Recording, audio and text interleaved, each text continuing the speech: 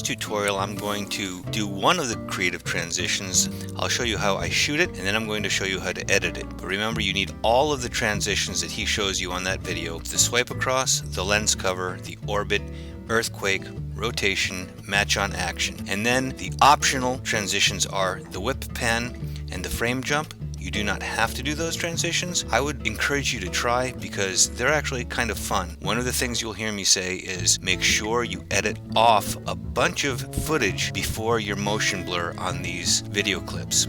So here I am demonstrating how to shoot and edit the slide across. Okay, one of the things it's good to do is to locate the lens on your camera on your phone. Because it's kind of hard to see sometimes, and so one of the ways I do it is by making sure I cover my lens. So if you're like, where's my lens? Go like that. Oop, there's my lens, exactly. If you think it's up here, nope, that's not it. Over here, that's not it. So that's it right there, so you know where to look, because it's better to look into the lens when you're doing this, or lots of different reasons why you want to know where your lens is, because you might be talking to your audience. If you're going like this, looking at yourself, you're kind of looking off screen, so it's good to know where your lens is. So get it framed, and then you simply slide it to the right, and you should get a couple takes to make sure that it's going to be good. So here's my first one.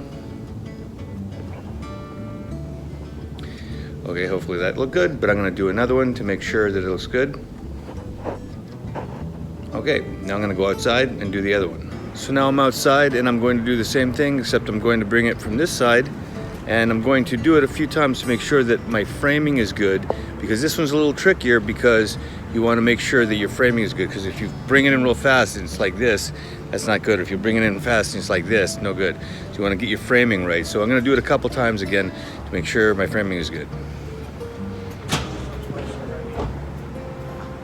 Okay, I'm going to do it one more time. Maybe one more time. It should be good.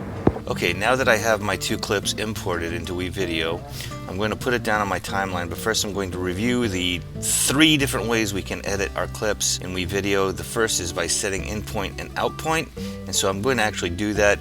Normally, if we have a small clip, we don't necessarily need to do that, but if we have a larger clip, and this is pretty large because I'm talking for a while, so I'm going to get rid of all this stuff. There it is. Right there, I'm going to have my in point, my out point right there, and now I can drag it down, and it's only that piece of the clip. Now I'm still going to have to edit, and so we're going to talk about the other ways to edit. Remember, set in and out point, then also I can trim off and trim on. This is a whole lot longer on this side, so I can trim a whole lot over here if I need to. And then the other way is by splitting and by clicking on this scissors. Now I'm going to undo that because I don't actually want that split. I'm doing this on WeVideo, but you can also obviously do it on Final Cut, and it's very similar, and Final Cut also has those 3 different ways of editing. Now I'm going to go to this clip and I'm going to set my in and out points again. So that should be good. I'm going to click, drag it down here, but of course I'm not done. This is not going to be done at all. Now remember, you're going to do 2, 1 and then a safety. I'm going to take the first clip because I think I actually pause a little bit longer before I make that movement, which is what I want to do. I don't want to just go right to the movements right there. I'm going to split it. My first one's better because the second one I don't pause before I move. You want a little bit of a pause, so I kind of make a face and then I move. I'm going to stop it right there. I'm going to split and delete this. Now, it's still not done. I'm going to have to finesse it a little bit more. I'm going to bring this over and determine whether the first or second take is the better one. Okay, that last one is the one I'm going to want to use. So I'm going to split it here and delete that.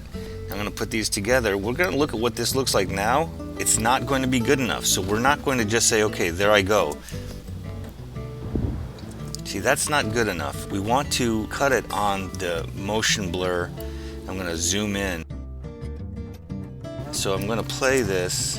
Okay, right around here is where I'm going to want to get it. So it's moved to the side, but I don't want to have that full movement. It's moving to the side, but right when it's really blurry, like right there, I think that will probably look good. And the same thing over here. I don't want to start it there, but I want to start it once it gets blurry. This one might not get that blurry. Okay, we're going to start it there. Take a look and keep finessing until it looks as we want it to. We want it to be as nice as possible. So let's take a look at this. No, I don't really like that. So I think I'm going to trim this a little bit more. Just a little bit more. Maybe that's it. Gonna go here, trim this a little bit more. Let's see what this looks like. That looks a lot better.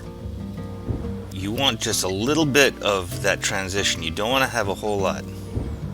So that looks pretty good. So I've trimmed it off. If I'll slow it down, so it's right there, and then I cut. So you don't want the whole motion. Right there, motion blur, I'm cutting there. I might even want to trim that off a little bit more. One of the things that students do is they have too much of that movement. So let's see if that looks a little bit better. I just trimmed a little bit off that second clip. Yeah, I think that looks better. So now I put the title slide across before that, and I'd have this slide across, and then I'd go and do the rest of mine. So remember, you want to trim off a bunch. One of the common things that students do is they have too much footage of their movement. When you see the motion blur, that's when you're going to want to stop, and then motion blur there. So that's how you're going to want to edit your transitions in WeVideo. Good luck.